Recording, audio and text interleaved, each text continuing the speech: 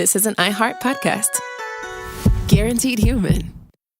There's a difference between liking a house and actually getting it. Redfin is built to make up that difference and close the gap between finding and owning the home for you. Redfin agents close twice as many deals as other agents. So when you find a home you love, you're not a step behind when it comes to making an offer. That means less watching great homes disappear and more focus on the one you'll call home. Redfin helps turn saved listings into real addresses. Get started at redfin.com. Own the dream. Hey, this is U.S. Olympic gold medalist Tara Davis-Woodhull. And I'm U.S. Paralympic gold medalist Hunter Woodhull. As athletes, our lives are about having a clear path. And a team that you can absolutely trust. So when it came to getting the best mortgage, we chose PennyMac. PennyMac is proud to be the official mortgage provider of Team USA and you. Learn more at pennymac.com. PennyMac Loan Services, LLC, Equal Housing Lender, NMLS ID 35953. Licensed by the Department of Financial Protection and Innovation under the California Residential Mortgage Lending Act. Conditions and restrictions may apply. Thank you for calling the Bombas Comfort Line. Bombas make socks, slippers, tees, and underwear made with the highest quality materials. Press 1 for comfort, 2 for style, 3 for donation. You chose style. Bombas has styles for whatever you enjoy. You can run in Bombas, lounge in Bombas, dress them up, dress them down, but always give back in Bombas. Because with every item purchased, another is donated. Bombas, comfort worth calling for. Go to bombas.com/audio and use code AUDIO for 20% off your first purchase. That's BOMBAS.com and use code AUDIO. Support for the show comes from Public, the investing platform for those who take it seriously. On Public, you can build a multi-asset portfolio of stocks, bonds, options, crypto, and now generated assets, which allow you to turn any idea into an investable index with AI. It all starts with your prompt. From renewable energy companies with high free cash flow to semiconductor suppliers growing revenue over 20% year over year. You can literally type any prompt and put the AI to work. It screens thousands of stocks, builds a one-of-a-kind index, and lets you backtest it against the S&P 500. Then you can invest in a few clicks. Generated assets are like ETFs with infinite possibilities, completely customizable and based on your thesis, not someone else's. Go to public.com/podcast and earn an uncapped 1% bonus when you transfer your portfolio. That's public.com/podcast. Paid for by Public Investing. Brokerage services by Open to the Public Investing Inc. Member FINRA and SIPC. Advisory services by Public Advisors LLC, SEC registered advisor. Generated assets is an interactive analysis tool. Output is for informational purposes only and is not an investment recommendation or advice. Complete disclosures available at public.com/disclosures. I don't have an introduction. I'm Robert Evans. This is Behind the Bastards, a podcast about the worst people in history, and we have as our national ventilator stockpile runs out, my national introduction stockpile has been completely exhausted. So these are desperate and dire times, and I thank you all for tuning in. My guest today to help me navigate these troubled waters is Mr. Soren Bowie! Air horn, air horn, air horn. Yeah, we have to do the air horns manually because the air horn stockpile's out as well. They're gone. They're gone. We used them all up. We used them all. The hospitals need them. Mm-hmm. That's the new charity, is air horns for hospitals. Really, honestly, if you have an air horn or you have a vuvuzela at home, maybe you went to the World hospital. Cup, donate it today. They need it more than you do. Just drive past the hospital and throw it at them as hard as you can. They will thank you. Yeah, drive past the hospital and kick it out of your car like your ODing friend. Yeah. Soren, how are you doing today? I'm pretty good. Yeah, I feel good. I mean, I want to make sure my levels are okay and everything. I guess there's no way to even know that. There is, but we'll just move right past that, and our listeners will know if we got it right. Soren, you are one of the writers on the TV show American Dad, which I love and have loved for years. You are my former co-worker at cracked.internet, and you also host a podcast now with my old boss and our mutual friend Daniel O'Brien. That's right. Yeah, Daniel and I have a podcast called Quick Question with Soren and Dan. I get front billing. You do? That makes sense. You want to put the face up front, I think. Yeah. Now, Soren, you guys did an episode of your show recently where you talked about the old days at Cracked, and you were talking particularly about some like old sketches that we're glad we didn't get to make, or you're glad that you didn't get to make. And during one of them, you brought up a guy that you had as a character in one of those sketches, Henry Morton Stanley. Yeah, weird that we wouldn't have done a sketch about Henry Morton Stanley. Yeah. Especially because he was the hero in the sketch. Yeah. So, you want to talk about who you know Henry Morton Stanley as? Like what you know about this dude? I hope you didn't research. I have a very cursory knowledge of Henry Morton Stanley, or as I like to call him, HMS. That's why British ships are named that, by the way. Don't look it up. I know that he's a knight. He's been knighted. Absolutely. He was famous for going and he's the guy who says Dr. Livingston, I presume. Yes, that's his most famous line. Yeah. Dr. Livingston, and then Dr. Livingston at the time was like trying to find the source of the Nile. He went to go try and find Livingston, found him, and then Henry Morton Stanley spent a bunch of time trying to find the source of the Nile. And then during all of that time, he also got very involved with the slave trade, as far as I know, and let kind of everybody on every one of his voyages die. Yeah, everyone on all of his voyages dies. He is the guy who actually finds the source of the Congo River. Or at least I should say he is the white guy who finds the source of the Congo River and informs all the other white guys where it is. And he is he actually was very anti-slavery. He was an abolitionist, but also in a way that morally doesn't really matter. We'll be talking about that a lot this episode. This is a fun one, Soren. Great. We are gonna have us a motherfucking time.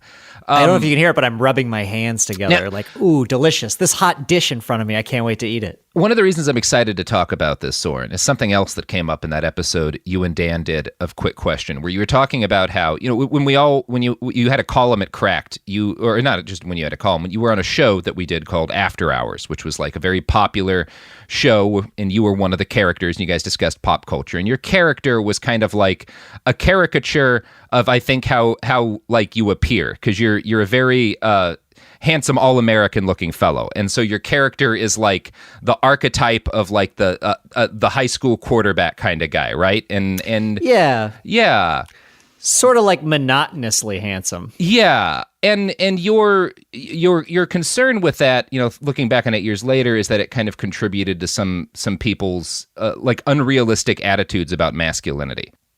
And one of the fun things about this story is that Henry Morton Stanley did that in like the most dangerous way you possibly can. And now there's like because of the lies he told, he didn't kill nearly as many people as he lied about killing. And as a result, a bunch of other people committed a lot of murder. And now there is a whole industry devoted to actually saying that Henry Morton Stanley was a good guy because he lied about how many people he killed. It's a fun story. We're really going to, yeah. Nice. Yeah.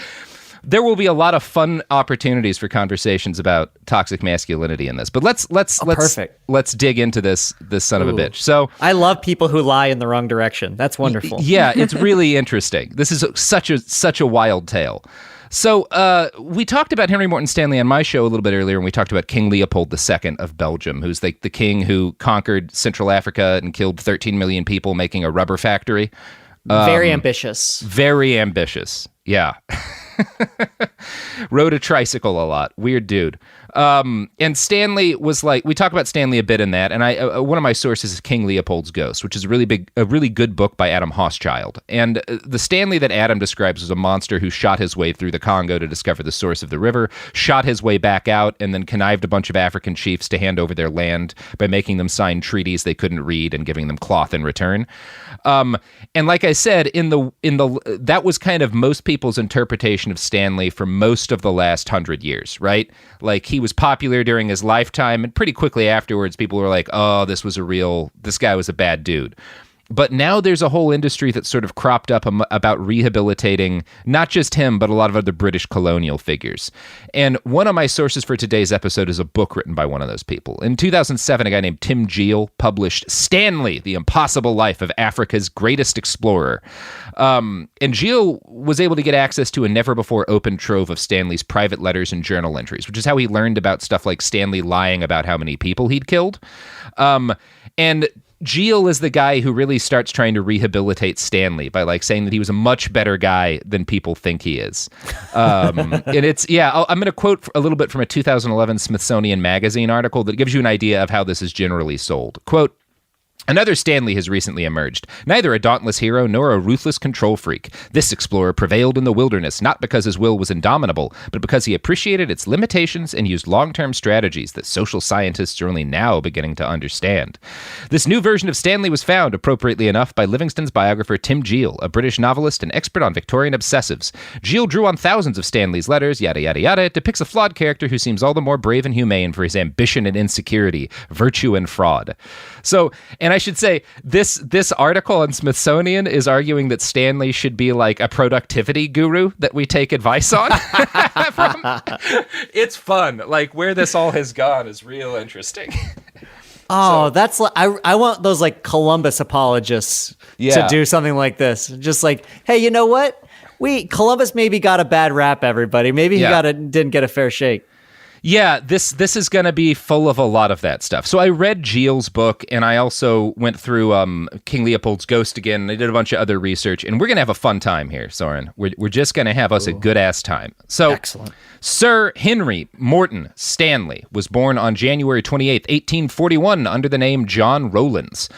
He was born a bastard in the literal sense of the word, so that's convenient for the show. Yeah. We don't really know who his dad was. His mom was a woman named Betsy Perry, who was, by all accounts, a very promiscuous housemaid.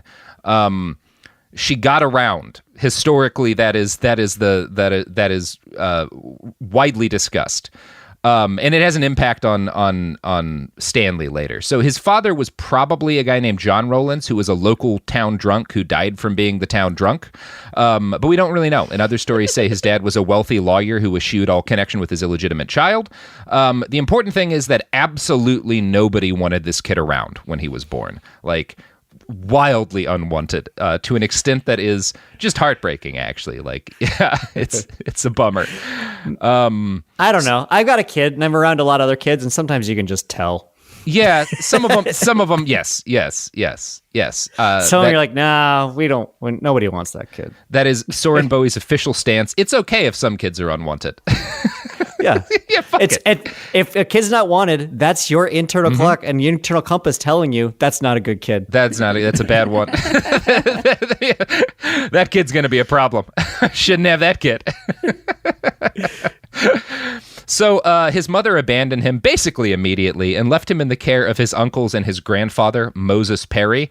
And Adam Hochschild describes Moses Perry as, quote, a man who believed a boy needed a sound whipping if he misbehaved, and kind of describes it as sort of an abusive relationship. Geel takes the completely opposite task and argues that the two had a good relationship until Moses Perry fell down dead in the middle of a potato field on June 22nd, 1846, when John was 5.5 years old.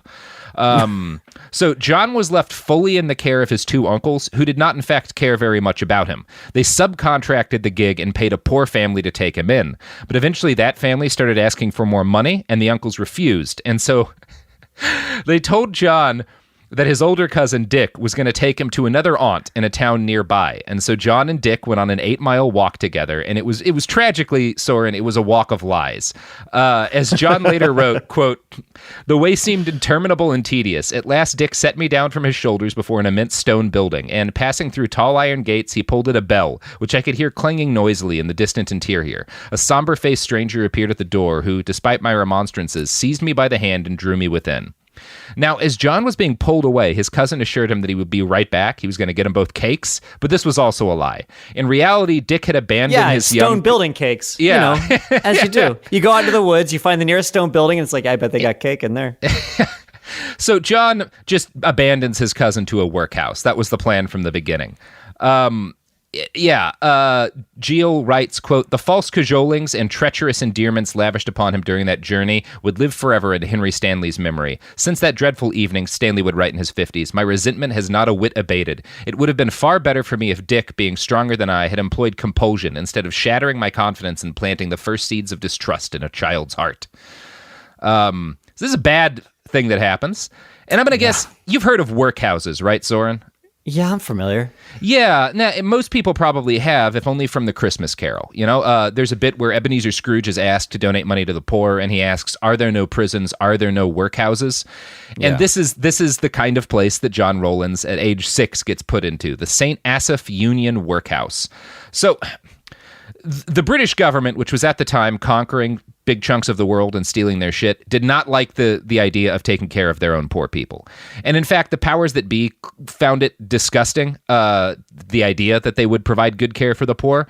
So they had workhouses, and these provided basic necessities, but they did so while treating the inmates as if they are prisoners, because they were considered to be basically criminal for needing assistance. So it's a child prison for poor kids. Oh, that's wonderful. Yeah, it's awesome. It's kind of hard to exaggerate how bad England sucks in this period of time.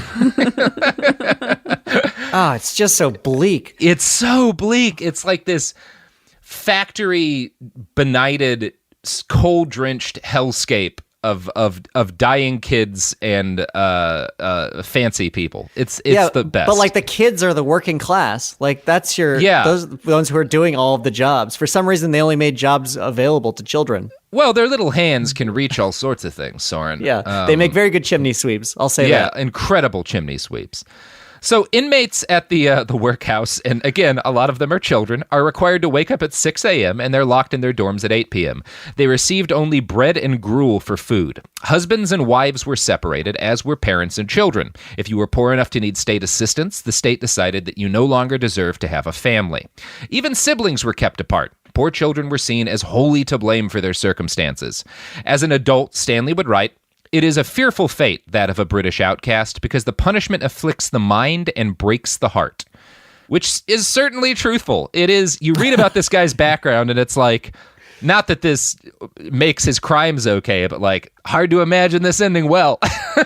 Yeah, it does feel like a lot of these end up, I've listened to a few of your podcasts, I'll say, and it seems like a lot of them, you kind of have to get on a dark bus for the beginning of it, because you have to see where all this originated. And every single time, like, somebody teaches these people how to hate really well, like how to be really good at hating. Yeah, absolutely. It's like Saddam Hussein, giant monsters. Like, oh yeah, and he was threatening his teachers with a gun when he was like 14. Yeah, that kind of scans. Yeah, I see where this evolution happens. Stalin was getting beat so bad that he was peeing blood, and you're like, okay, I get it. I get it.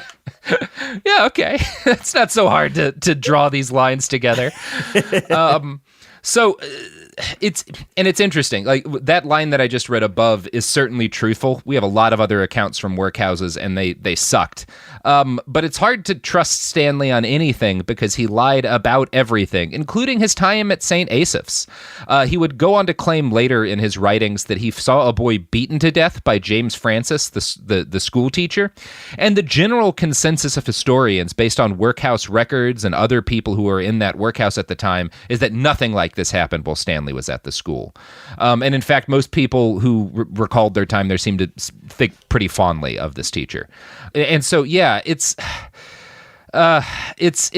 interesting. And Stanley would later tell lies about like getting into a fight with this teacher himself and like beating him up and like being cheered on by the rest of the school. And these are almost certainly lies, but they were also probably a cover for something very sad, which is childhood sexual abuse. The year that Stanley was admitted to St. Asaph's, yeah, we don't really know, but like the year he was admitted, 19 of the girls at the poorhouse were turned out as prostitutes and pimped by some of the male employees. And a government inspector who observed the school during this time noted that young male inmates regularly slept with each other and experimented sexually.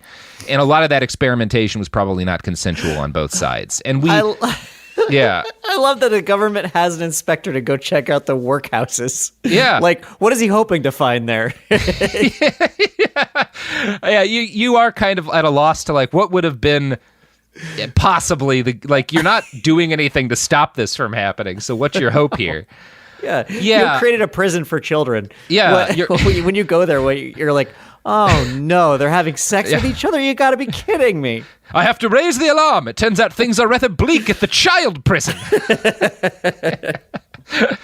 So we don't know if Stanley engaged in any of this experimentation or if he was sexually abused. He would always claim in letters to like his romantic partners that he stayed pure at the school while writing about it later, but that doesn't fucking mean a damn thing.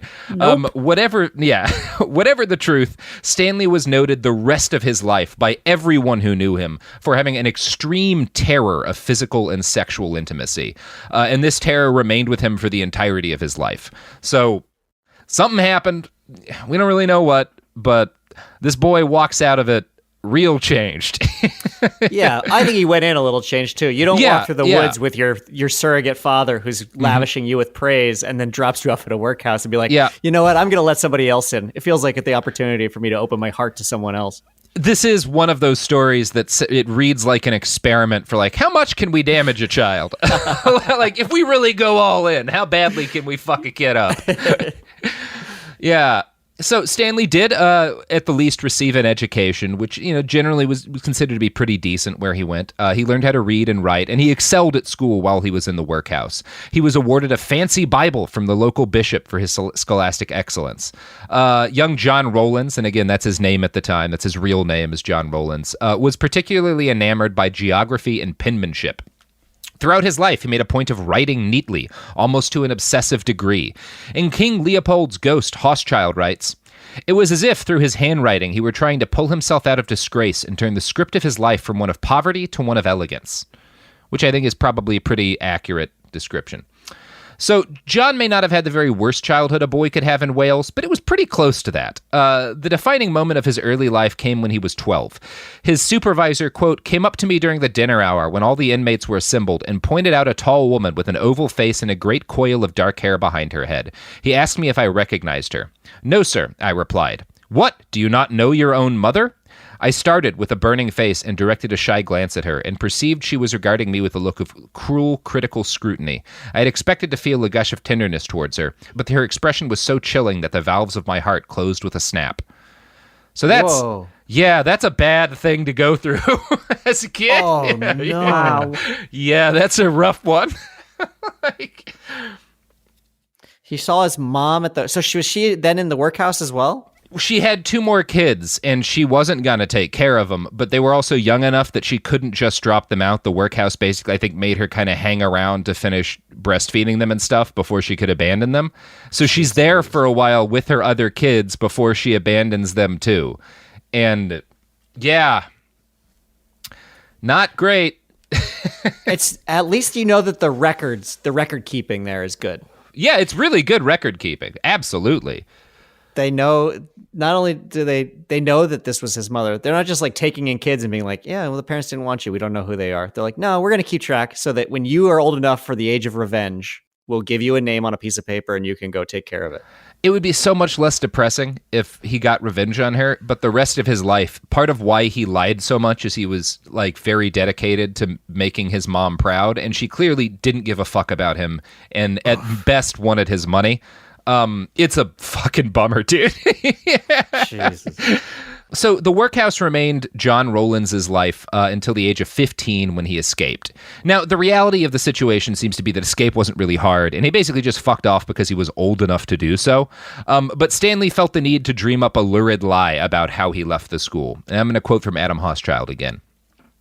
He tells of leaving the Welsh workhouse in melodramatic terms. He leapt over a garden wall and escaped, he claims, after leading a class rebellion against a cruel supervisor named James Francis, who had viciously brutalized the entire senior class. "Never again," I shouted, marveling at my own audacity, Stanley wrote. "The words had scarcely escaped me ere I found myself swung upwards into the air by the collar of my jacket and flung into a nerveless heap on the bench. The passionate brute pummeled me in the stomach until I fell backward, gasping for breath. Again I was lifted, dashed upon the bench with a shock that almost broke my spine." And this is, again, all lies. One of the things that Hochschild notes, and that Geel notes, is that Stanley was at that point a very healthy 15-year-old boy, while his teacher was a sick, middle-aged former coal miner who was missing a hand, and he was Oh my God. He was unlikely to have been doing a lot of throwing. Incredible. Yeah, so most people seem to agree if there had actually been a fight, the 15-year-old healthy boy probably would have beaten the handless coal miner. But, Yeah, the man with black lung and COPD. Yeah. He wasn't a prize fighter. And none of Stanley's classmates recalled anything like this happening. And yeah, again, they considered Francis to have been a nice guy and Stanley to have been the teacher's pet. And again, one of the really sad things about this is that one of the suspicions is that why he later developed such a grudge against John Francis is that maybe Francis, who there's a good chance was gay, maybe Francis made a pass at him once he's, because like 15 people were considered. Yeah, so maybe the teacher made a pass at him or something more, and that's why Stanley felt the need to attack him so much, but we really don't know. But something happened there, too. Like, there's a couple points like this in his life where it's like, yeah, something happened to make you tell that specific kind of lie. But it's crazy. And also, what you're probably getting from this is that young Stanley was a big fan of C. Dick, Charles Dickens. And Dickens, like, that's a very Dickensian moment. Like, the child, fights off the abusive teacher to, like, save his classmates and then winds up on a magical journey. Like, that's a fucking Charles Dickens story. Stanley would be, throughout his life, a big Dickens fan. It probably influenced how he wrote his own biography. Wow. Yep. Actually, okay. So a lot of things are falling into place then. Yes. That's why his writing style is so purple and like. Yeah. I could see. Yeah. Yeah, he's very influenced by Dickens. And as a really fun note, if anybody wants to know more about Charles Dickens from like an interesting perspective, George Orwell wrote so many fucking articles about Charles Dickens's writing and like analyzed him from like the perspective of a socialist. It's a really interesting setup. There's a bunch of them in the collection All Art is Propaganda, which is a good chunk of Orwell reading if you're into that. Anyway, so yeah, after he escapes from the workhouse or just kind of walks out the door because they don't really care all that much, Stanley winds up, living with a series of relatives for brief periods of time, but none of them wanted to put him up for long. And he eventually wound up living with an uncle in Liverpool, working as the delivery boy to a butcher. And John got the feeling that he was going to be kicked out onto the street at any moment, and he was probably right about that. And fortunately, at right around the same time, he wound up delivering meat to an American merchant ship called the Windermere, which was docked nearby. And as Stanley kind of describes it, and this is probably broadly accurate because this wasn't uncommon at the time, the captain basically looked him up and down and was like, hey, you want to work on a boat? There weren't a lot of rules back in the day about this sort of thing. So it feels like there were like 12 people in history. Yeah. And like every time somebody wanted a job, they're like, oh, all right, I'll get you a job. Yeah, sure.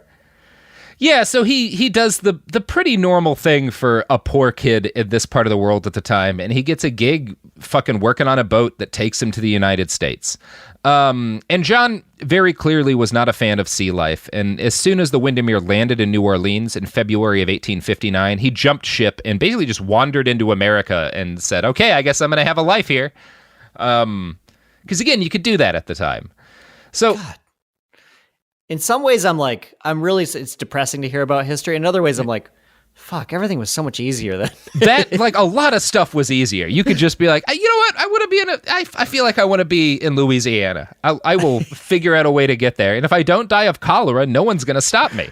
Right, yeah. The thing you really had to worry about were diseases and abusive people. But, like, the opportunities beyond those horrific things were endless. Yeah, it wasn't hard to just do shit like that, If nobody was making you fill out a whole lot of paperwork. Yeah. So, yeah. You're not being tracked for his credit wasn't a consideration at that point. Yeah, no, it was not. And again, this is another one of what will become many different parts of the Stanley story where his version of events and reality diverge. But he claims that basically he's wandering around the streets of New Orleans and he sees a local business owner, looks up at this guy who's wearing a nice suit and runs a business. And he just walks up to this guy and says, "Do you want a boy, sir?" Oh my God. That's your resume in the 1850s. Wow. Just a single word, boy, next to a dash. Wow. God, what a gig to have. But this distinguished gentleman did in fact want a boy. He turned out to be a wealthy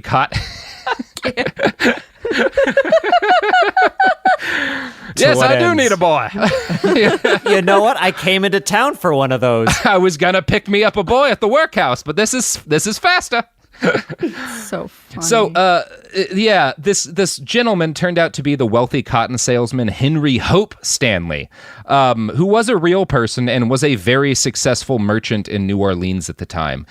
And again, according to Stanley's version of events, which is a lie, Henry Hope Stanley instantly developed a liking for our boy John and became his mentor and surrogate father figure. He got him a job working for a shopkeeper named James Speake. And again, the only part of this that's true is that Stanley worked for James Speake. And the reality is we don't probably, even know that he even met Henry Morton Stanley. And Henry in fact, Stanley. he probably did not. Stanley inserts Henry Hope Stanley into the story decades later. The likely reality is that he was, in fact, wandering the streets, walked into this guy's shop and said, "Do you want a boy?" And this guy was like, "Yeah, sure." And he worked at this guy's shop until he died, and then he went on with his life. But Stanley has to lie. He judges up the story, and he adds in this rich person who has the name that he later adopts. That's incredible. He's got such like a Trumpian element to him. Where totally. He can't help himself but lie to sound in any way, any like little tiny way grander. Yeah, they're all kind of, everyone we talk about on the show is kind of the same person, with the exception of L. Ron Hubbard, who is at the top of the heap. Robert. But I mean, Robert, before you get into it, do you know what time it is? I can't imagine what you're trying to lead me towards, Sophie. I don't know, just this thing that, keeps this podcast afloat. Oh, you mean robbing merchant vessels on the Spanish Main? Exactly. Yeah. For some information. Do we get to do that? Oh, absolutely, Soren. Yeah, did your gun not come in the mail? No, but I mean, I got a lot. This is gonna be fun. Yeah, this will be a real hoot. Yeah. All right. Well, we're gonna go find a merchantman on the Spanish Main. You do the same, and we will all meet back to talk more about Henry Morton Stanley and divide up the booty. Let's talk about modern home shopping. It's sort of become a fun side hobby, right?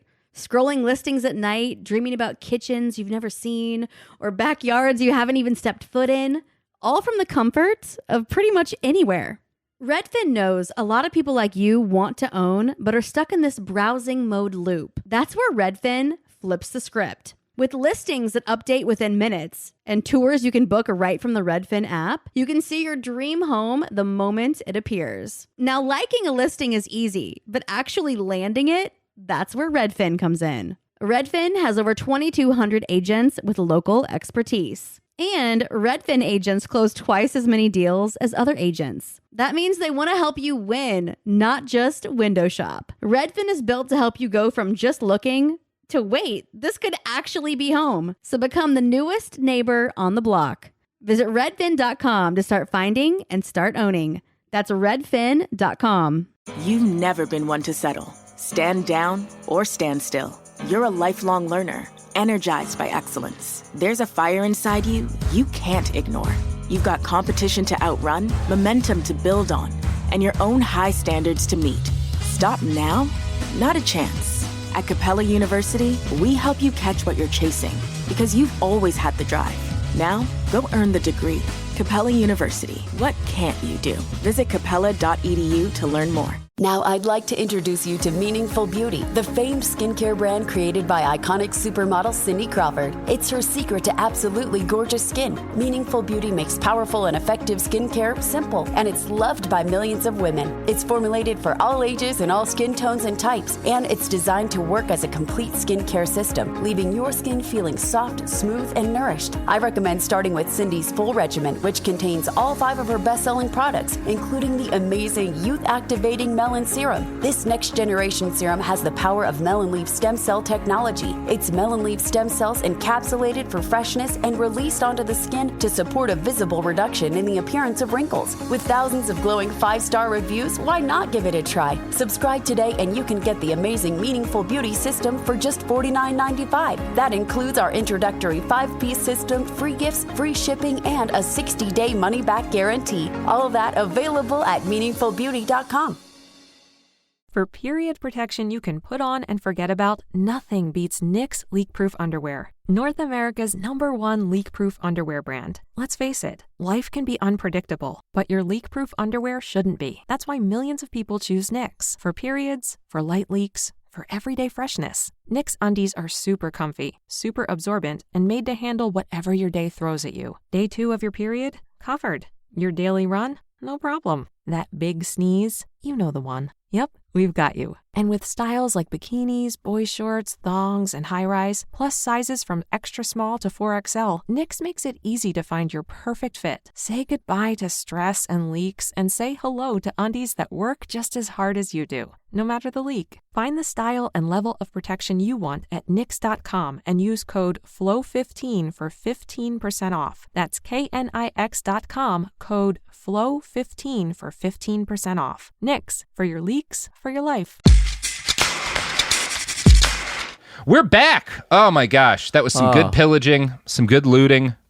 I have a lot of doubloons now. You do. You're gonna want to find a boy to help you with that. I need a fence for these. I don't even know. I want to. Where does like Target take these? Actually, yeah, Target does. Costco does not. They prefer pieces of 8. Which are probably the same things, but whatever. Fuck you. So Stanley starts working for this guy, James Speake, and he basically works as a boy in a shop. And he's really good at working in like this is like essentially like a grocery store type deal or a general store. And he's good at the job. He has an incredible memory. Everybody seems to agree that about him. And so he's really good at keeping things stocked and knowing, what needs to move. And yeah, he's a good worker. But Stanley's version of the story is very different. He claims that while he's working for James Speake, he and Henry Hope Stanley are growing very close, and that they basically spend 2 years traveling up and down the Mississippi on business, and that the old man eventually tells Stanley, who becomes a surrogate son, that he's giving him the right to use the Stanley name. So fucking Stanley will claim that Henry Hope Stanley died in 1861, which is a lie. He lived for like another 16 years. What a weird thing to lie about. Yeah, he lies about everything, though. There's no evidence that he and Stanley exchanged so much as a word, but you need to understand like the real story and the fake story. The fake story is that, he works for this guy, James Speake, who pays him very well, and then James Speake dies when a plague hits town, and Stanley winds up needing to move on. So it's cool. It's it's the opposite of cool. Henry Morton Stanley is not a cool dude. He's not a cool dude. Throughout the early 1860s, though, he starts adopting the name of like one of the richest people in town, and That's smart. Gradually change. Yeah, that is not a bad call. What a great rebrand. Yeah, John Rowlands is a shitty name anyway. Like, Henry Morton Stanley, you just tell that name to someone and ask, this is a famous person, what do you think they did? One of your first 3 guesses is going to be explorer, right? Like, yeah, absolutely, yeah. I'm going to read a quote from King Leopold's Ghost explaining the process of him stealing this other man's name.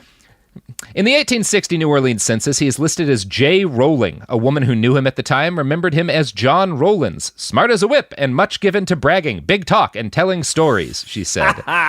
Yeah. Within a few years, however, he began using the first and last name of the merchant who had given him his job. He continued to experiment with the middle names, using Morley, Morlake, and Moreland before finally settling on Morton.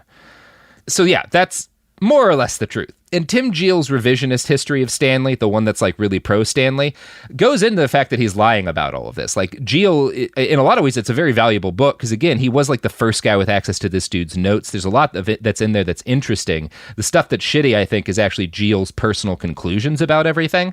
But he's very open about the fact that Henry Morton Stanley lied about fucking everything.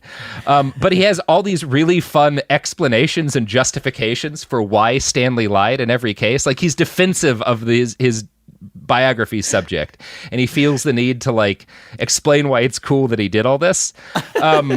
And his argument in favor of stealing a man's name is that Henry first told this lie to his mother after he was famous, and that it became a part of his biography later. And so he started lying about this because he wanted her to believe that somebody rich and powerful had adopted him, which is actually kind of plausible.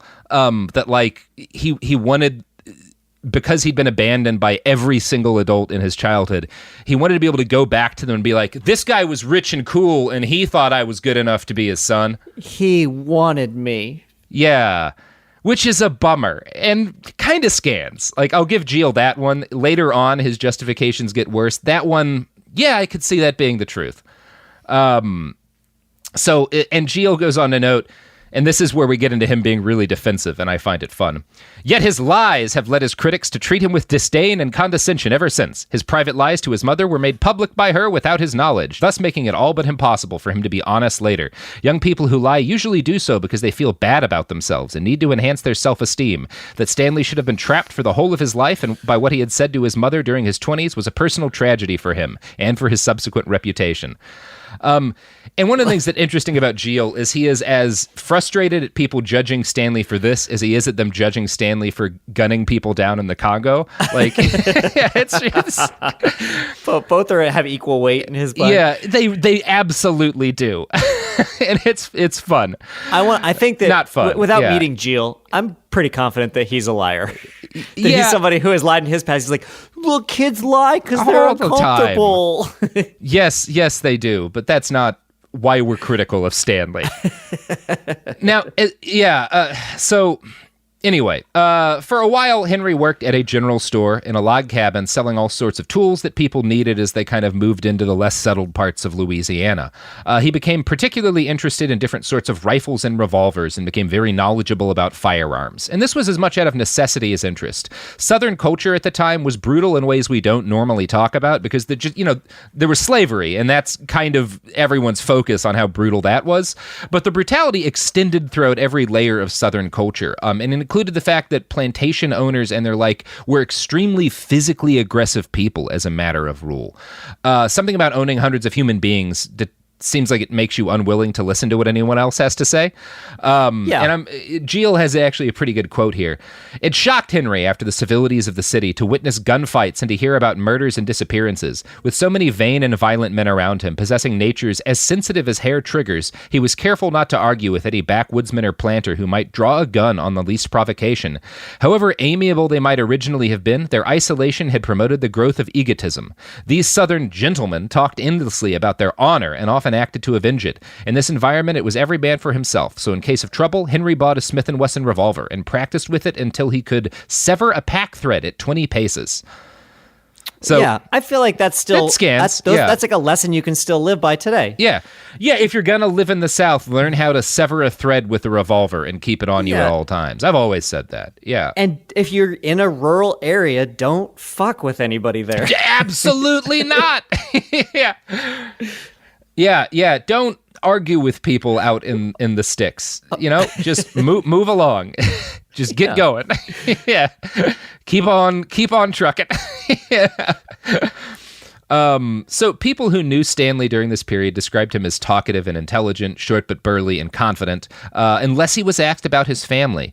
Questions about his family caused him to stutter and eventually mumble out, "There is a mystery about my birth."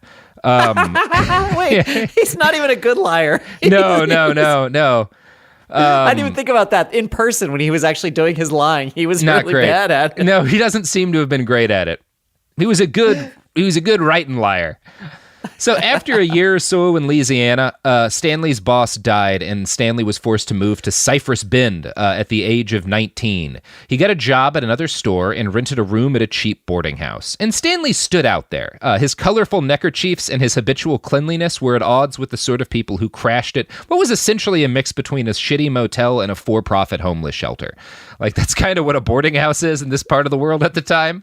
A lot of real rough customers moving through. And then you have kind of this fancy lad. Yeah, this Victorian fop who rolls through. Yeah, big fan of C-Dick. With colorful kerchiefs. Colorful kerchiefs. Really wants to be a British noble, even though he comes from, the poorest fucking working class background you can. Right, this is an example of relying in the wrong direction. Like, trying to establish himself as an aristocrat in a place where no one wants that. Yeah. It's like, no, your background would help you here, Stanley. Yeah. Tell people the truth. Yeah, and it is one of those things where throughout his life, like, a lot of fancy British people will always treat him like shit even after he becomes rich and famous because he comes from a low-class background. Well, like, the Americans he works with, they're just like, yeah, whatever. Like, you can shoot a pack thread at 30 paces? That's all I care about because we are going to shoot at each other. I come from the South. I can't not shoot somebody. I got it. I haven't shot a single person all day. You're not my buddy if we haven't gotten into an afternoon gunfight. Yeah. So Henry got malaria shortly after moving and dropped down to just 95 pounds. And Yay, this happens, malaria. Yeah, this happens so many times throughout his life. He will drop down to like the weight of a 10-year-old repeatedly. Just because, you know, he's always sick and dying. Like this guy, he's in the Congo for a huge chunk of his life. Yeah, he spends about like half of his life actively dying of some sort of horrible contagious disease. And that's the case with every explorer. Like, I do a lot of reading about the lives of great explorers because that's my shit. And they all are always dying of the illnesses they've picked up. Like, the best of them were just constantly ill and just didn't quite die. I love that. In actuality, these people are being dragged through like their exploration. They're not actually out there cutting stuff, bushwhacking with their own machete or anything. They're being carried on a palanquin as they slowly wither away into nothing. Some of them are. Stanley is one of those guys who is famous for like always like working his ass off. Like, and a number of them were like what they would just always be sick and dying, and the ones that got famous are the ones who didn't die. Yeah, like the whole team would croak basically, and it would just be like Stanley and a bunch of like local people wandering into some town. Yeah, it's funny to me that like the stereotypical image of like one of these guys is kind of like The Rock in those Jumanji movies or whatever, like where like big barreled chested wearing that shirt they all wore, and like the reality is like they looked like fucking concentration camp survivors a lot of the time because they just had been dying for 9 months. Like they had no calories left, they were shitting themselves uncontrollably, like just couldn't keep food down, zero fat on their bones, like and that's Stanley's whole life. He's actively looks like a dead man most of his days. He's Christian Bale in The Machinist. Yeah, his whole life. Yeah. It's rough, and that's just like everyone's sick all the time back in those days. So, yeah. He moves to the sticks and immediately almost dies. And despite being on the verge of death, his new boss, who's like working at a shop, sends him out regularly to work as a debt collector and collect debts from customers, which is not a safe vocation. So he's like in armed standoffs with men as he's shitting himself uncontrollably and like barely able to stay conscious. So Stanley lives though, because he's one thing you can say for Stanley, he was a cussedly tough son of a bitch. Yeah, and he doesn't die, as will be the long story with this guy. And you know, during this time, as he's working as a debt collector and dying, he had exactly 2 encounters with members of the opposite sex, and both of them were profoundly sad. And Teal writes here, unlike most young men living in boarding houses frequented by sailors, Stanley had avoided brothels. However, on one occasion only, he had taken to a gilded parlor where he saw 4 young ladies in such scant clothing that he wrote, speechless with amazement. When they proceeded to take liberties with my person, they seemed to me to be so appallingly wicked that I shook them off and fled. My disgust was so great that I never, in after years, could overcome my repugnance to females of that character. I love that these women started touching him and he shook them off like a wet dog. That fucks him up. Well, we are witches. Yeah. Yeah, he's that kind of dude. And there is the thing he is scaredest of. Like, Stanley is the kind of guy who will repeatedly face down like wild animals, you know, with a crude and unreliable rifle. But he cannot handle a woman being like, I think you're cute. Yeah. The most dangerous animal of all. Yeah, it's awesome. And totally to character. So Gilles goes on to note, abandoned by a promiscuous mother, Henry's mistrust of prostitutes was not hypocritical. And he notes, another incident confirmed his sexual naivety. In his overcrowded boarding house, bed sharing was not unusual. Once Stanley slept on a 4-poster with a youth called Dick Heaton, who had also jumped ship. Although Dick was so modest he would not retire by candlelight and walked in a suspiciously female manner, Stanley only twigged his true sex at the end of 3 days. And he like realizes this in bed when he sees one of Dick's breasts. And I don't know if like Dick was actually like a transgender person or just like a lot of times in those days, like if you were a woman who had to travel alone for some reason because you didn't have money, it's just safer to present as male. Hard to say what the actual truth here, but he realizes Dick Heaton. That's a porn name for sure. That is. That is a good porn name. so Stanley's recollection of this is that like they're sleeping together because that was pretty normal at the time, and Stanley realizes that Dick has breasts and lady parts. Stanley realizes that Dick is and anyway, and he like freaks out, and Dick has to flee the place. Like he doesn't tell anyone, or at least Stanley claims he doesn't tell anyone, but Dick is gone the next day, and Stanley hears nothing else about him. So I don't know. No. Not a great story. Huh? Surely something. Yeah, that's another one of those situations where something happened between the two of them. And Henry Morton Stanley is like, I never want to hear about this person again. He was just gone. He's gone from my memory. He's gone from the world. He does not exist anymore. I wouldn't be surprised if actually what happened is that he like turned him in or like made other people aware, and things went really bad for Dick, and it's something that horrified Stanley that he didn't talk about. I don't know. Hard to say. Like we'll never know. This could have actually gone just the way, because I could also see Henry Morton Stanley being so shocked and horrified by this realization that he just is spellbound for hours. Yeah. Like this rocks the firmament of his world. the Mike Pence soul inside of him is like, no, I need to lie down for a week. This is worse than malaria. Yeah. Which he was dealing with constantly at the time. So in November of 1860, Abraham Lincoln, America's greatest president not named Taft, was elected after a contentious vote. As a foreigner, Henry didn't really see what the big deal was, but his friend Dan Goree, the son of his store's biggest customer, filled him in. And obviously Dan Goree is a rich Southern kid in 1860, so I'm going to give you a guess as to where his political allegiances wound up being during the whole war thing. Stanley later wrote that he was informed, quote, "The election of Abe Lincoln in November previous had created a hostile feeling in the South because this man had declared himself opposed to slavery, and as soon as he became president in March, he would do all in his power to free the slaves. Of course, said he, in that event, all slaveholders would be ruined." Now, as you could probably guess, Dan and his father were people who owned other people for profit. The Goree family had 120 slaves, which is it sounds so a lot ugly of slaves. when you say it.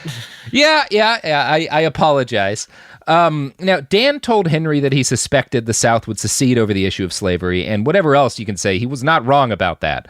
And as the Civil War ramped up, Stanley's main concern was that the Union had seized a series of forts at the mouth of the Mississippi. He concluded that this meant that the election of Abraham Lincoln was going to ruin his business because he worked as a shipboy on the river.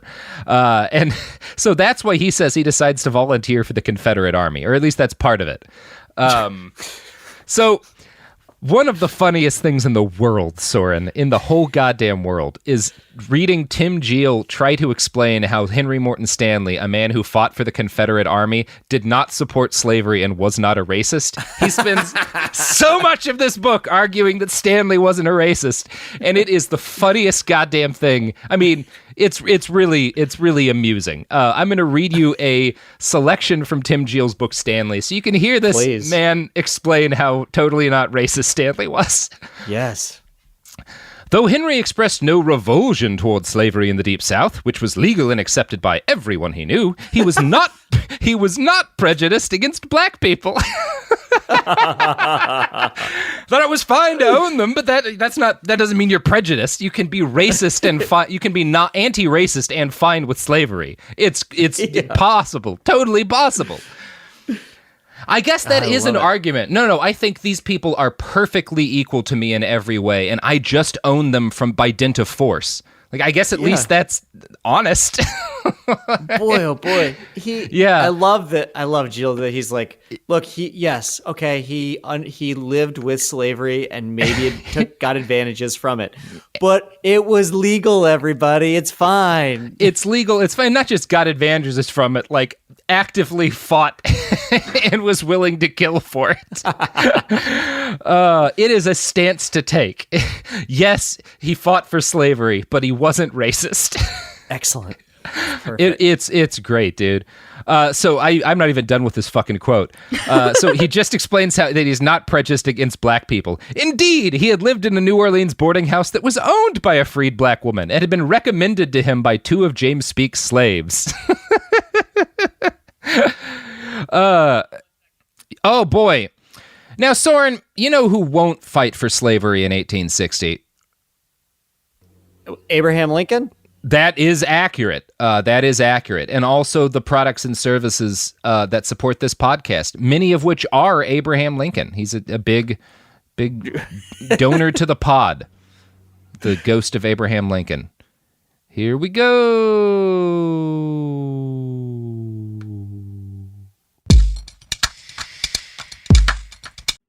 Let's talk about modern home shopping.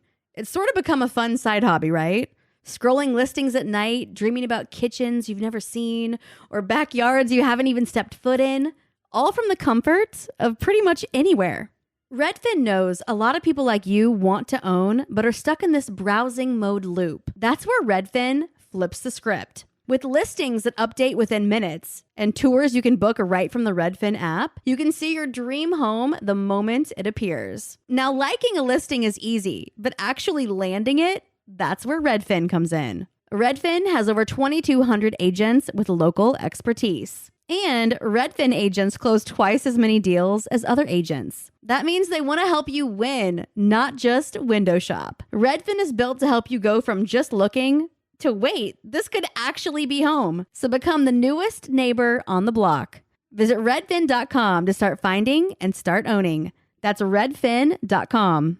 You've never been one to settle. Stand down or stand still. You're a lifelong learner, energized by excellence. There's a fire inside you you can't ignore. You've got competition to outrun, momentum to build on, and your own high standards to meet. Stop now? Not a chance. At Capella University, we help you catch what you're chasing because you've always had the drive. Now, go earn the degree.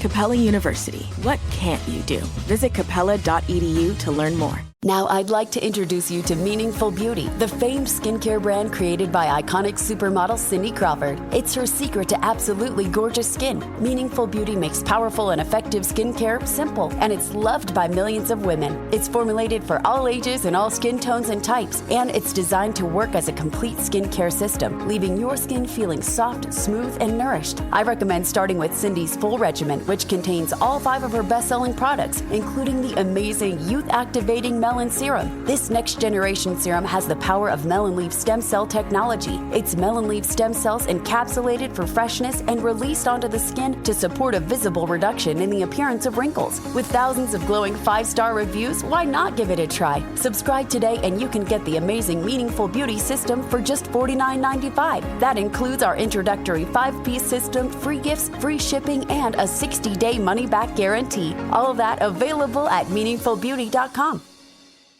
For period protection you can put on and forget about, nothing beats NYX leak-proof underwear. North America's #1 leak-proof underwear brand. Let's face it, life can be unpredictable, but your leak-proof underwear shouldn't be. That's why millions of people choose NYX. For periods, for light leaks, for everyday freshness. NYX undies are super comfy, super absorbent, and made to handle whatever your day throws at you. Day 2 of your period? Covered. Your daily run? No problem. That big sneeze? You know the one. Yep, we've got you. And with styles like bikinis, boy shorts, thongs, and high-rise, plus sizes from extra small to 4XL, NYX makes it easy to find your perfect fit. Say goodbye to stress and leaks and say hello to undies that work just as hard as you do, no matter the leak. Find the style and level of protection you want at NYX.com and use code FLOW15 for 15% off. That's KNIX.com, code FLOW15 for 15% off. NYX, for your leaks, for your life. All right, we're back. Oh my gosh. Oh, those ads. I am just fucking...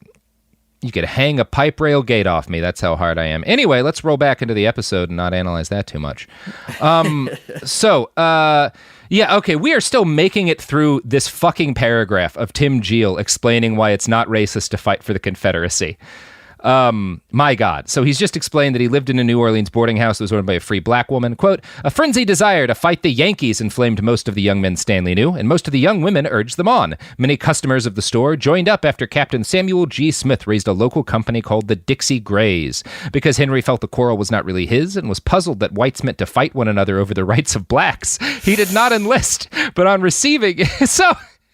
He's not racist, but he doesn't see why it's worth fighting over the rights of other people who aren't white. Tim, are you reading the paragraph you're writing? Can't we all just get along? Not them. I mean us, the real people. Us, the actual human beings. Yeah. You do get that feeling from old Timmy J. So, quote, but upon receiving in a parcel a chemise and a petticoat such as a Negro lady's maid might wear, he felt compelled to ask, not least because suspecting that the sender was one of Dr. Gorey's beautiful daughters. So he gets sent ladies' clothing by a woman he thinks is hot, and she's basically being like, you're a lady because you're not fighting for the South. That's such a good burn for that time. It's actually a really common thing historically. A similar thing happened in England during World War I, where like women would get together to like shame men in town who hadn't volunteered to fight yet. Variations of this have happened in a lot of places throughout history. And Stanley, if that's true, Stanley, that's absolutely part of what Stanley does this for, is to not seem like a wimp, which, scans. But on the other hand, a woman he liked just sent him some of her clothes. I mean, that's like silver lining there. No. It wasn't her clothes. It was the kind of ladies' clothing that a black woman would wear. Oh, yeah. I bet that Henry Morton Stanley didn't like that. No, he did not like that. So he enlists as a private soldier under an officer named Henry H. Stanley, which is weird. But nobody seems to make anything of it, so whatever. He wound up fighting with a unit called the Dixie Grays at the Battle of Shiloh, which was a pretty bad battle. Not a good time. Yeah, I'm familiar. Yeah, not a great battle. As far as battles go, if I had to be in a battle, wouldn't be top of my list.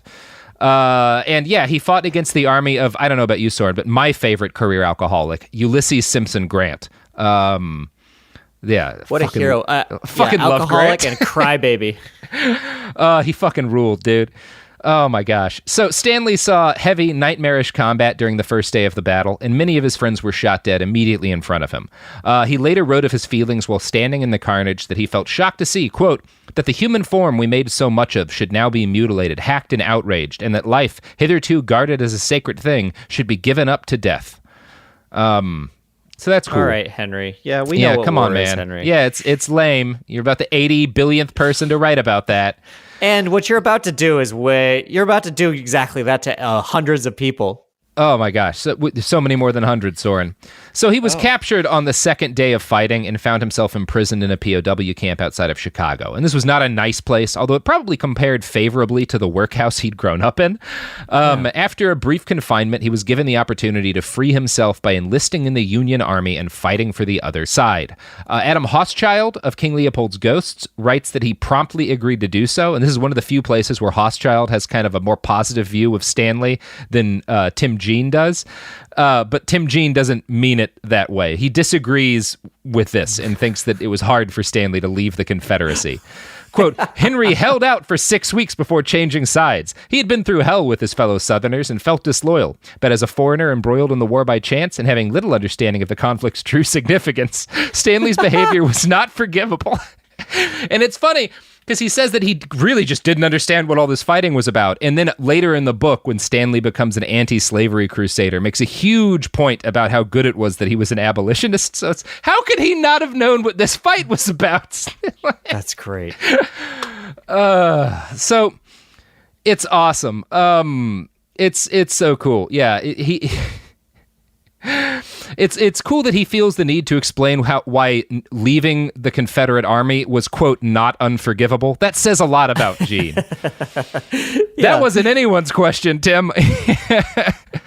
So anyway, Stanley next spent some time fighting for the Union as an artillerist until he got sick from dysentery and received a medical discharge. He spent a bit of time working as a sailor on the Atlantic before, in 1864, he enlisted in the Union Navy and got a posting on the frigate Minnesota by virtue of his very nice penmanship. He worked as a ship's clerk and was present for a naval battle wherein his ship bombarded a Confederate fort in North Carolina. Henry Morton Stanley was one of a very small number of people to experience combat on both sides of the war, in the land and on the sea. So that's a neat piece of trivia. Oh. Not a lot of folks do that. Yeah. So he was in the Army and the Navy. He was in the Confederate Army, the U.S. Army, and the U.S. Navy during the course of the Civil War. He got around a bit, Not a lot of people did that. So once the Civil War was over, Stanley used some of his army bucks to take a trip to Turkey with two of his friends, including a younger boy who basically worshipped Stanley named Louis No. And this is a recurrent theme in Stanley's life. There's always a one or two or three young white boys hanging around who think he's the bee's knees, and most of them die. But he seems to need to have adoring young men kind of hanging around him. So the object of Stanley's trip was to just kind of wander around Turkey and then, quote, write a great book of adventure. Oh, that's amazing.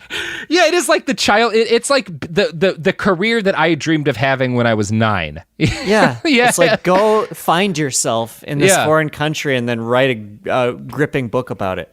Yeah, I mean, his Eat, Pray, Love would involve shooting a lot of people, but like that was the idea, right? Yeah. Yeah. Yeah. I'm not opposed to reading something like that either. No, I too would like to travel somewhere different from what I'm used to and then write a great book of adventure. That does sound fun. Now, the fact that people like me and people like you find that fun is part of why the 1800s were a real rough period for a lot of the globe. That's a good point. That's a good point. Yeah. But, whatever. What we were just describing was a very, very tame version of Manifest Destiny. Yeah, and it's like the version of Manifest Destiny that, I don't know, like Indiana Jones and Tintin books pass along, where it's like, yeah, it seems super fun to go have adventures and meet kooky characters and strange places. What's wrong about that? Go get into scrapes with the crazy savages. Yeah. Oh. Oh, yep. Okay. Yeah. There's. I see why that's problematic. The people who did that got so many people killed. Okay. Yeah. So unfortunately, before they could go off to Turkey, No and Stanley lost almost all of their guns and equipment to a boating accident in the United States. And they suffered a further accident in Anatolia when they actually get to Turkey, and Louis No decided to start a campfire in the middle of a drought, and it quickly raged out of control, and the local police took Stanley and his other partner into custody. They got out, but Louis No freaked out because he was scared of how angry Stanley was going to be. And as soon as they got out of jail, he fled to a nearby island. So Stanley catches up with his boy a few days later, and he gives what No would later call a sadistic flogging and then forces him to return to the expedition. So the slavery hater has a long history of whipping people and making them work for him, but in ways that aren't slavery. Yeah, it's cool. It's cool. The voyage continued, and the crew made their way 300 miles inland to Turkey, with, again, no clear goal but adventure. They reach a village called Chihisar, and here's how Gilles describes what happens next. According to No, who came to hate Stanley before the trip was over, Stanley tried to murder a Turk in order to steal his horses. Oh, perfect. Yeah, just gonna kill me a man and take his horses. Yeah. Henry would later claim that the Turk had made obscene overtures to No, and he, Stanley, had then slashed at him with a sword to defend his young friend. Stanley's diary confirms that the Turk had been sexually drawn to No when they were riding together in a group. But Stanley may have used his disgust as a pretext to attack and attempt to rob the man. So again, this is the guy who is the most sympathetic to Stanley you can be. He was like, maybe he used his friend's sexual assault as pretext to commit armed robbery. He's an all right guy. It's like, oh man, we need some fucking horses. We gotta get us some horses. I'm gonna steal them. Yeah. I gotta make up a story about this guy wanting to have sex with my friend so I can kill him. Take his stuff. Yeah. It's cool. I'm going to continue Gilles' paragraph because the middle gymnastics here are real fun. If he had really been contemplating murder, he would have surreptitiously loaded a gun in advance to be able to shoot the Turk without risking a hand-to-hand tussle with a man used to fighting with swords and daggers.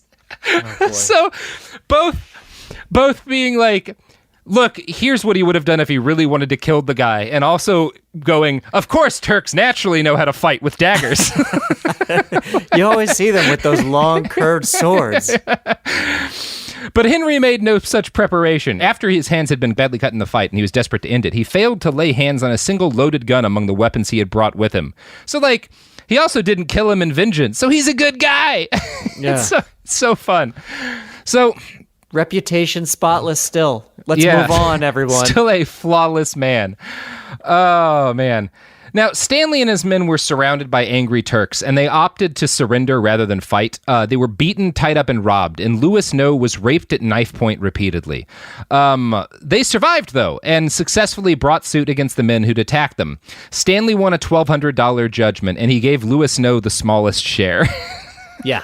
Well, imagine the emotional turmoil that Henry Morton Stanley had to go through.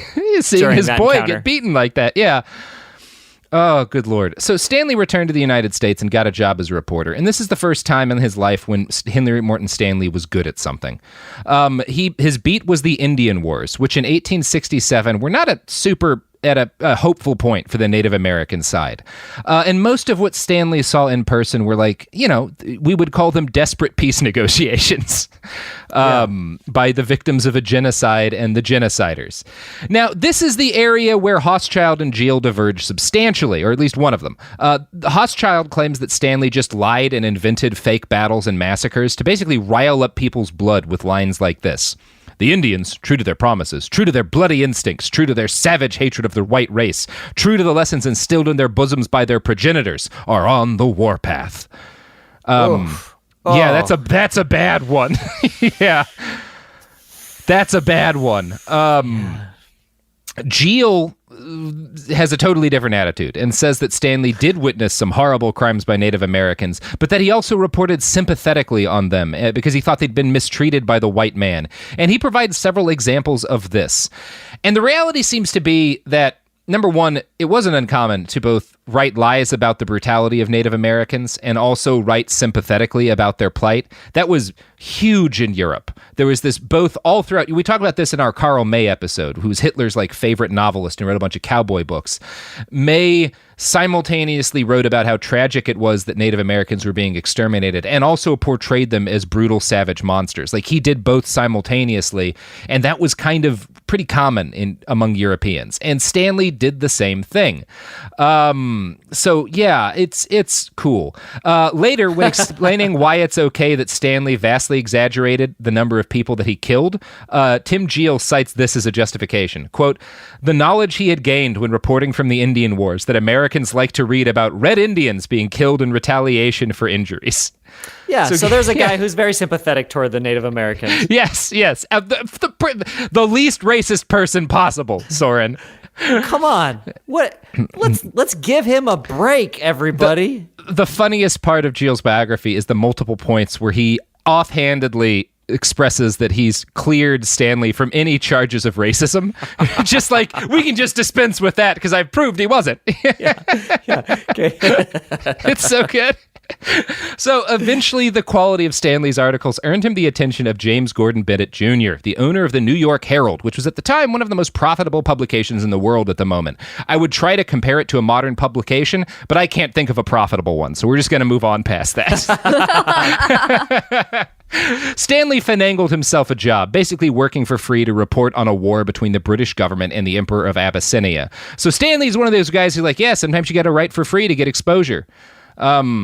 Which is not ideal, but also isn't wrong. That is kind of the way it works, and it sucks and unfairly rewards people who are already rich and come from wealth. But if you're willing to write for free, you can really jumpstart your career.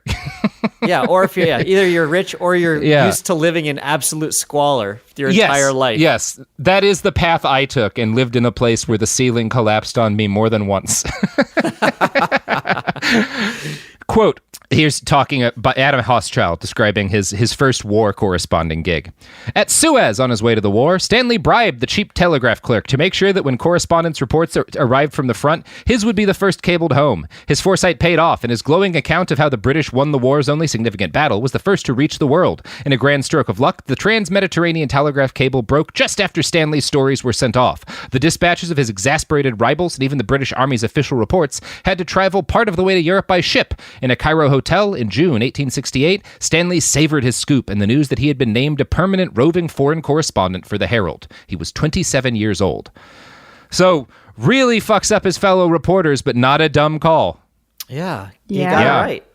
And I had someone do the big equivalent of that to me when I was in Mosul. I had an employee of a major news network bribe the Iraqi military to not let me and a bunch of other journalists past a checkpoint. And that is the most I can say about that story without being legally charged with something by the said company. So we're going to roll right along. It was we got where we wanted to go because we had better fixers than they did, but it sucked. Yeah. So this was, the first time in this story that Henry's life was in what you would call pretty good shape. He's a roving foreign correspondent. He's gotten a huge scoop. Money's starting to come in, and he's in America. I don't know if you wouldn't call journalism respectable, but he has money, and that's respectable. And despite, the fact that he fought for an empire founded on human bondage, you could call this an inspiring journey. Abandoned child makes his way up to respected foreign correspondent. That's a tale with an arc to it. But Stanley wasn't satisfied with these achievements. Journalism, then as now, was not a well-regarded profession in England. People in America were, a little bit more positive towards them. William Morton Stanley had been living as an American for more than a decade at this point, but the opinions of English high society still very much mattered to him.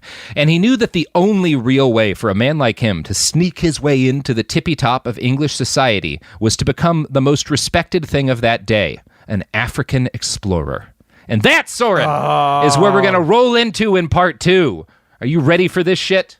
This is where it gets real. This is where it really starts cooking. This is where he really starts, and I mean really starts killing people.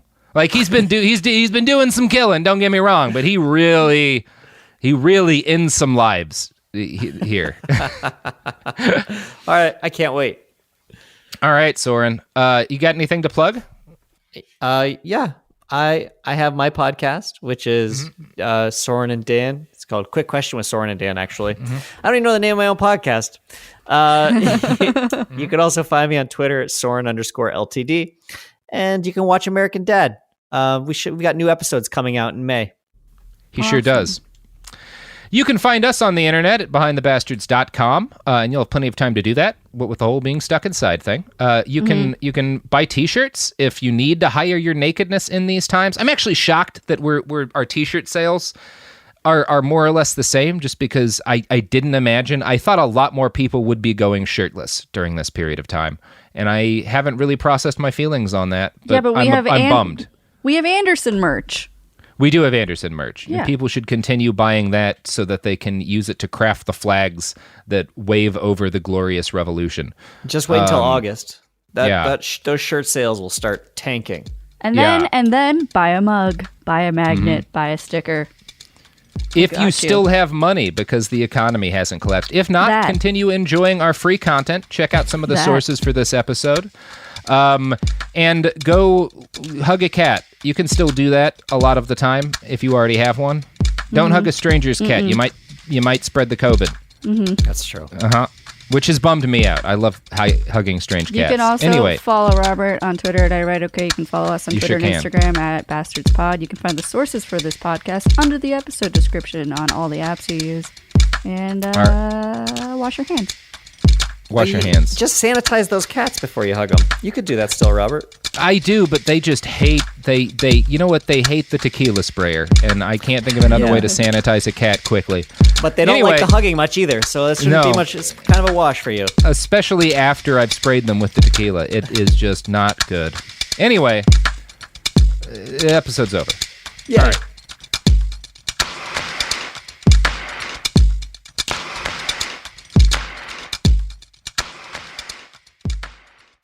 There's a difference between liking a house and actually getting it. Redfin is built to make up that difference and close the gap between finding and owning the home for you. Redfin agents close twice as many deals as other agents. So when you find a home you love, you're not a step behind when it comes to making an offer. That means less watching great homes disappear and more focus on the one you'll call home. Redfin helps turn saved listings into real addresses. Get started at redfin.com. Own the dream.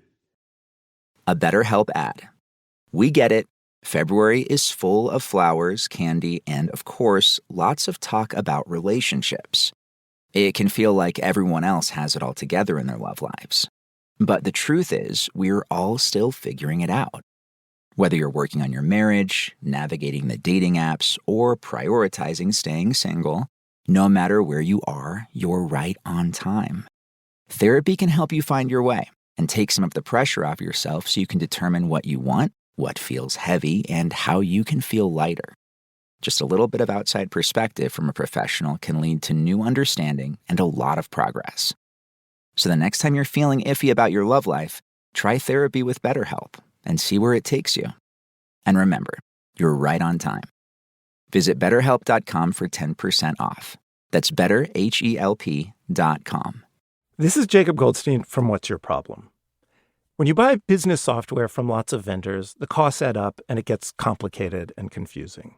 Odoo solves this. It's a single company that sells a suite of enterprise apps that handles everything from accounting to inventory to sales. Odoo is all connected on a single platform in a simple and affordable way. You can save money without missing out on the features you need. Check out Odoo at odoo.com. That's odoo.com.